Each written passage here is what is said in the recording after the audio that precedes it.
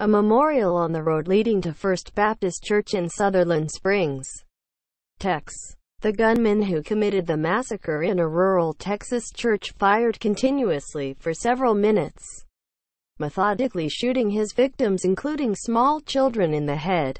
Execution style. A law enforcement official briefed on the investigation said on Wednesday a video camera captured the bloodbath inside the church, which left 26 people dead and 20 wounded, the worst mass shooting in Texas history, and state and federal investigators have reviewed that gruesome footage.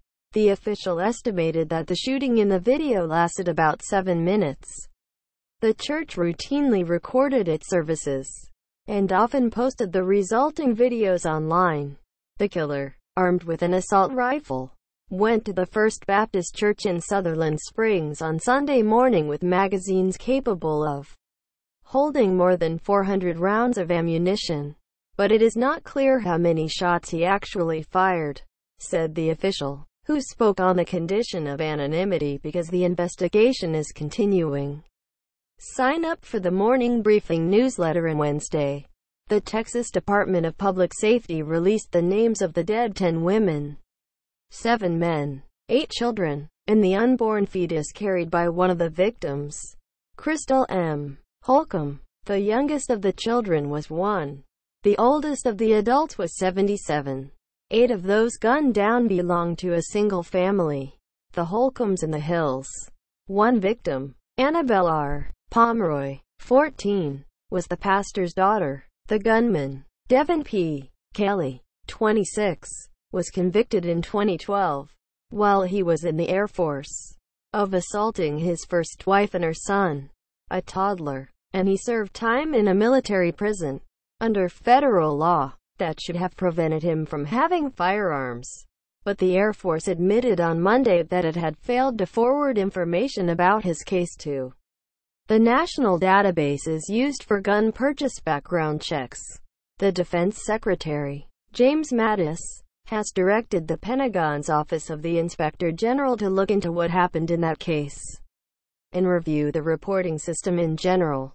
Several investigations and incidents have shown that the databases, run by the FBI, suffer from spotty reporting of criminal cases by the states and the military. Sutherland Springs church shooting slideshow by Photo Services in 2015. Mr. Kelly tried unsuccessfully to get a Texas license to carry a handgun, a failure that may have been linked to an animal cruelty charge against him the year before. While he was living in Colorado Springs, he was charged with a misdemeanor for beating his dog. A judge imposed a deferred judgment, and the charge was dismissed 2 years later, after Mr. Kelly completed a court-ordered period of probation. After Mr. Kelly sought a license to carry, the Texas Department of Public Safety notified him that his application was delayed because of a possibly disqualifying issue, the department said in a statement issued on Wednesday. Declining to elaborate, the department said it asked him for more information regarding his application, but he did not respond, so the application was denied. An applicant for a carry license must report all arrests, no matter the outcome, and it is not clear whether Mr. Kelly reported the animal cruelty case. A background check by the department would not have turned up his military conviction, but it might have revealed the Colorado case. Even a deferred judgment, like Mr. Kelly's, can be grounds for denying a license, and so can failure to disclose part of the applicant's criminal history. Mr. Kelly had bought 4 firearms, including the Ruger R556 semi-automatic assault rifle he used at the church, passing a background check each time. Investigators have recovered 3 of the weapons, and are still searching for the 4th. The gunman also had an Apple iPhone with him, according to people familiar with the investigation, but the FBI has not been able to unlock the device. As Mr. Kelly left the church, an armed bystander shot the gunman twice and wounded him. The killer dropped his rifle and fled in his car. and the bystander and another man gave chase. The gunman shot himself in the head with one of 2 handguns he had taken to the church and was found dead after his car crashed. Law enforcement officials have said that Mr.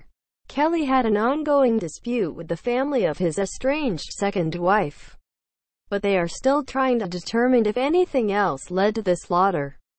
Mr. Kelly had attended the church in the past, and his mother-in-law was a regular there, though she was not present during the shooting.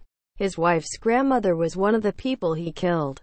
Officials have said they have no indication so far that anyone else was involved in the massacre, or that it was politically or religiously motivated.